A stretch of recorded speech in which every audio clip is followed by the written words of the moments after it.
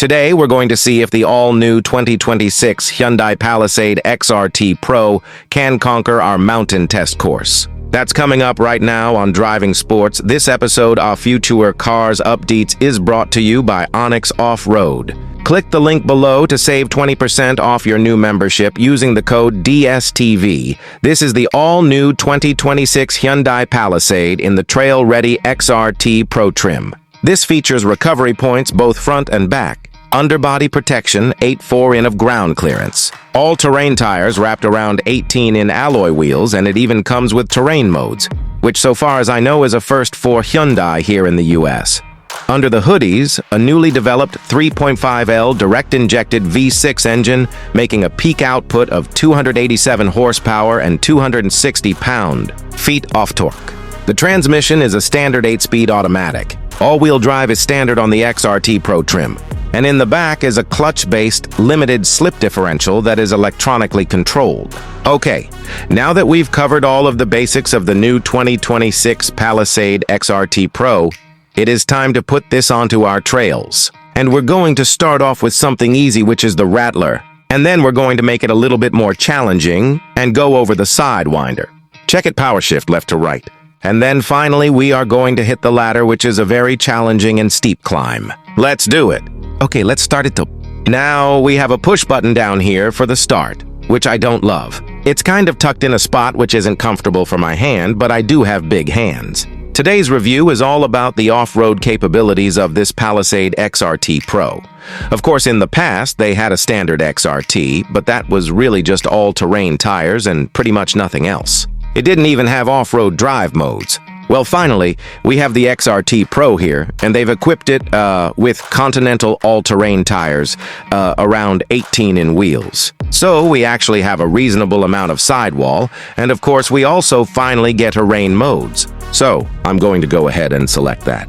And now we can pick between snow, mud, and sand. These will optimize the all-wheel drive system as well as the traction control systems to give us the optimal results in these various conditions. This all-wheel drive system does use a clutch-based power transfer unit in the middle. And so going into those terrain modes will also keep that locked as much as it can. It will allow slip, however, so that it doesn't overheat. And I do like that we have a new off-road panel over here, which is amazing. Gives me all the information that I need about my off-road setup, including transmission temperature, engine temperature, and oil pressure, which is really nice. So let's go ahead and do this. I'm going to go ahead and start use off in terrain mud mode, which even Hyundai says that mud mode isn't just about mud. It's also for pretty much any terrain where you're going to be losing some traction. Now, clearance might be an issue today. This has 8.4 of ground clearance, which still is not even as much as the Subaru Ascent 3-row crossover. Hopefully it'll be enough today. We do, however, get a little metal skid plate in the front. It's so cute. I don't know how much a help it'll be, though. We'll listen for bumping and grinding as we go as usual. Okay, little bump here. Are we going to rub? A little rub, but just a kiss. So today is, of course, all about escalation. We're starting off with something simple here, the Rattler.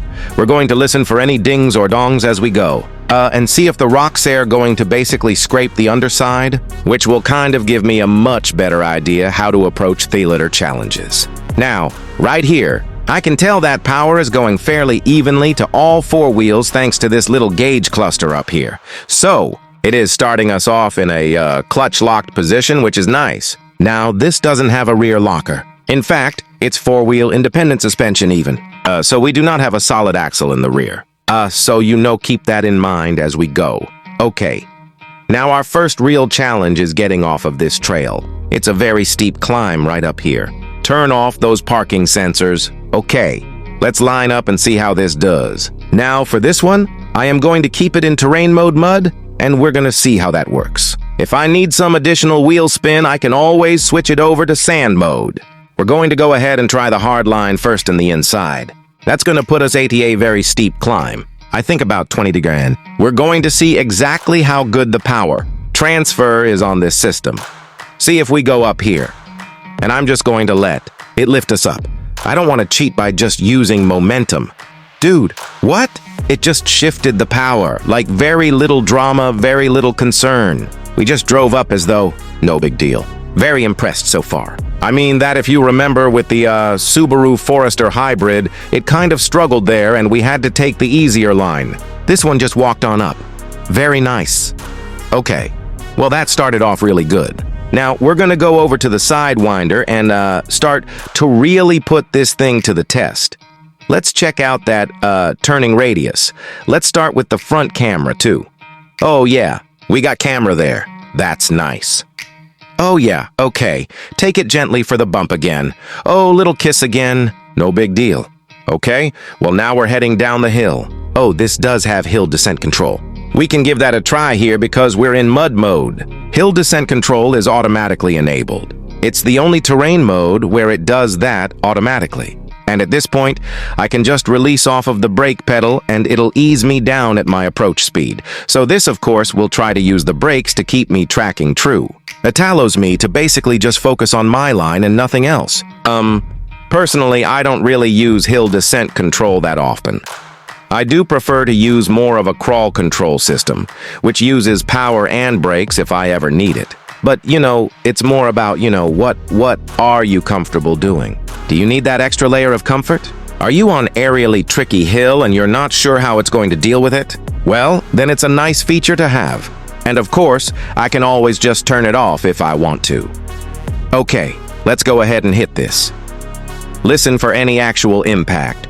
There's a little there. Let's pull out of that. Approach angle ain't so great. It is about 20 there, which is not a lot. Let's try to hit that from another angle here. Now I have auto. Hold on, which is kind of annoying because I have to actually add a little throttle to get moving forward. Let's see if we can go a little bit further in here. Maybe a little less grinding.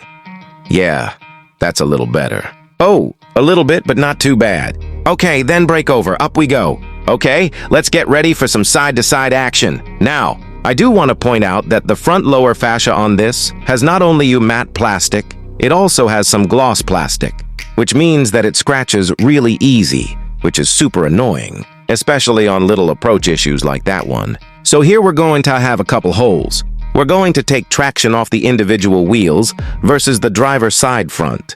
And I'm just going to try to slowly drive through this. I don't want to use momentum. I want to see the system do the work. How well can it apply brakes and shift that power left to right as necessary to keep us moving forward? So at this point, we should be lifting. Oh, let me get my camera on here so I can see that better. Yeah, there we go. So at this point, we should have no traction on this wheel or that wheel, and we're currently at a 12-degree angle. Add just a little throttle, like it's so good. Now, how did Hyundai get this good so quick? It's very impressive. Now, we still, of course, have some dimensional issues. Let's listen for this breakover grind, because we're definitely going to have some of that, I think. Yeah, little rub there in the middle, but not too bad. Okay, let's goop the Sidewinder. Okay, I'm just going to keep that throttle. Going to keep marching up.